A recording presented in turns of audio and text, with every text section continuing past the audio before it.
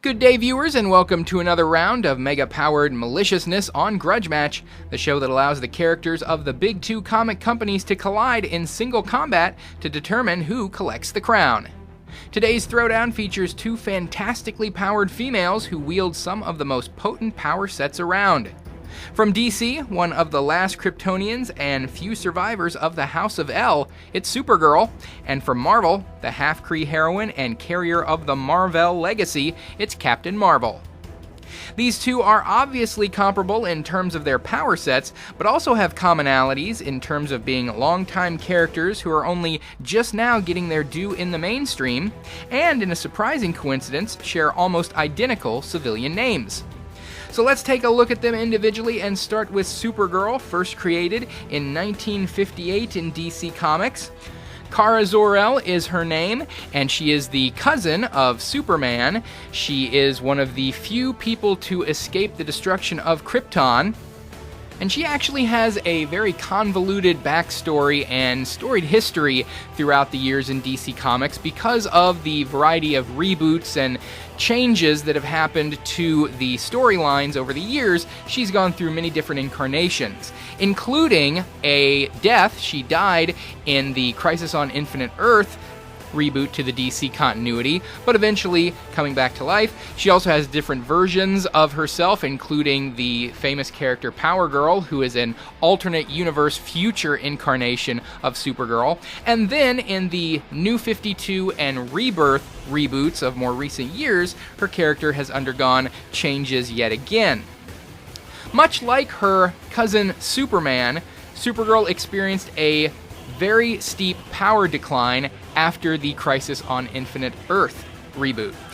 Prior to that, Superman and Supergirl had vastly greater levels of superhuman abilities to the point of practically being able to do anything with their Kryptonian powers. Since then, their power scale has been brought down quite a bit, but still very, very potent. And Supergirl's powers mirror those of Superman in most respects. She is a Kryptonian, so she has a Kryptonian physiology, which is predicated on solar absorption. Kryptonians absorb the solar energy specifically from a yellow sun, and they are then able to channel that energy into a variety of powers that we constantly see from the Kryptonian characters and characters like Superman and Supergirl. This includes massive superhuman strength, faster-than-light speed, flight, general invulnerability, heat vision, frost breath, super breath as well, being able to create massively powerful wind currents with their lungs, super hearing, microscopic vision, X-ray vision, all these sort of abilities that we have constantly seen over the years from all the Kryptonian characters are powers shared by Kara Zor-El. Now, in her human upbringing, she was adopted by a man and woman whose last name was Danvers, and in her original Silver and Golden Age versions, she took on the name Linda Danvers as her civilian identity. Since the New 52 and Rebirth reboot, she has kept her original first name but taken the Danvers last name, so she is commonly known by her friends as Kara Danvers. Despite the fact that she is essentially the female version of Superman, and she wears a outfit very similar to the Superman outfit, complete with the Superman logo, she's not just a knockoff character, and she has been in her own publication for many years and had her own series of adventures that don't feature Superman at all, and she has come to stand out as a very prominent, very powerful character and hero in her own right in the DC universe. Captain Marvel of Marvel Comics, one of the many people to use the moniker of Captain Marvel, is Carol Danvers. So you can see the similarities in the names of the two characters. Kara Danvers in Supergirl, Carol Danvers in Captain Marvel. Well, Captain Marvel, Carol Danvers, was first created in 1968, and she was originally an Air Force pilot and worked with NASA as well. And this is where she came into contact with the Kree warrior known as Captain Mar-Vell. And she was an ally of his, helped him out on many of his early missions. In one of those missions, she was injured when she was thrown into a damaged piece of technology called the Psyche Magnetron. So this explosion from this piece of technology actually altered her physiology blending her genetic structure with that of Mar-Vell, and essentially made her a half-Kree. Now, as a half-Kree, this enabled her to have a wide variety of superhuman powers, far more so than any standard Kree member actually has. So, fueling her abilities, much like Supergirl's, is energy absorption. But whereas Supergirl absorbs strictly solar energy, Captain Marvel can absorb all forms of energy. And originally, she was absorbing energy directly from an extra-dimensional source of energy known as a white hole, and this was a limitless source of cosmic energy which allowed her to assume a very powerful form known as binary. This was a cosmically fueled character who could go toe-to-toe with characters like Silver Surfer or Thanos and had that level of power. She has since been disconnected from white hole energy, but she has retained a lot of her binary level powers, and she does not necessarily need the white hole energy to sustain them, because she can absorb most all forms of energy, whether that's electrical energy, radiation, heat, solar, anything. She can absorb and is constantly absorbing energy to fuel her abilities. Now, these abilities mirror Supergirl's in a lot of ways. Vastly increased superhuman strength, faster than light speed and flight, invulnerability, and she has energy manipulation abilities where she is constantly seen being able to throw blasts of energy from her hands, from her eyes, from any part of her body, and she uses these offensively quite often.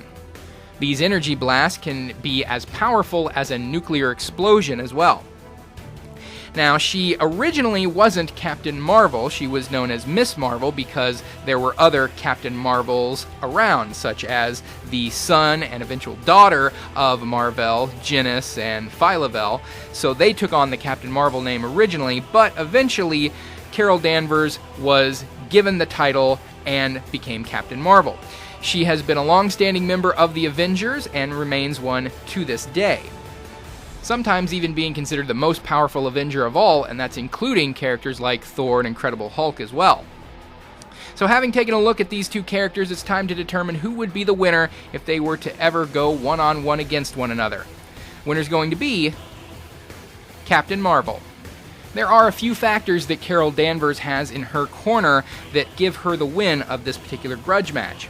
First and foremost is that when it comes to these two characters' evolution throughout the years, Captain Marvel has been on a constant uptick in terms of her power level. She is currently more powerful than she's ever been before. Her power levels now are greatly higher than they were during her Miss Marvel incarnation, and she is earning that title of one of the most powerful Avengers, if not the most powerful Avenger, where she can be seen in current comics challenging vastly powerful villains and cosmic characters, and flying through space and being able to do all manner of incredible feats. Supergirl, on the other hand, while incredibly powerful as all Kryptonians are, has, as previously mentioned, gone down in power over the years. Her pre-Crisis incarnation was much more powerful than she is today. Ever since post-Crisis and then New 52 and Rebirth, she has gone down in power rather than up. Now, she's still massively powerful, as Kryptonian physiology tends to make one, so she probably could go toe-to-toe with Captain Marvel in things like strength, speed, and vulnerability, flight, things of that nature. But then, Captain Marvel has also her greater level of combat experience and battlefield ingenuity. Captain Marvel is a military-trained officer. She has also been a long-standing member of the Avengers, fighting all number of opponents throughout the years.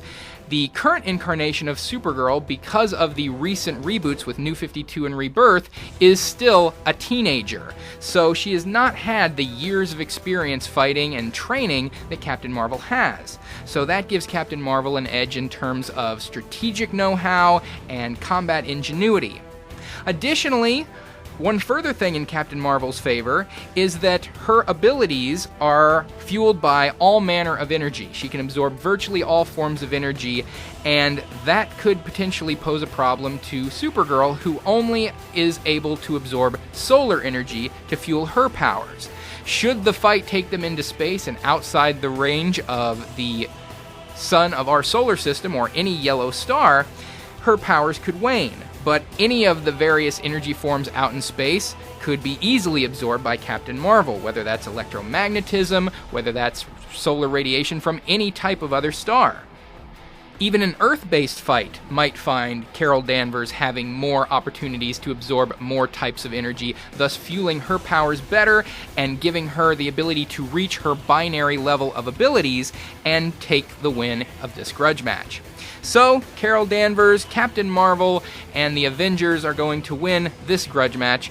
Message me down below, let me know what you think of this fight, and of course, suggestions for future grudge matches. We'll see you next time on the next edition of Grudge Match.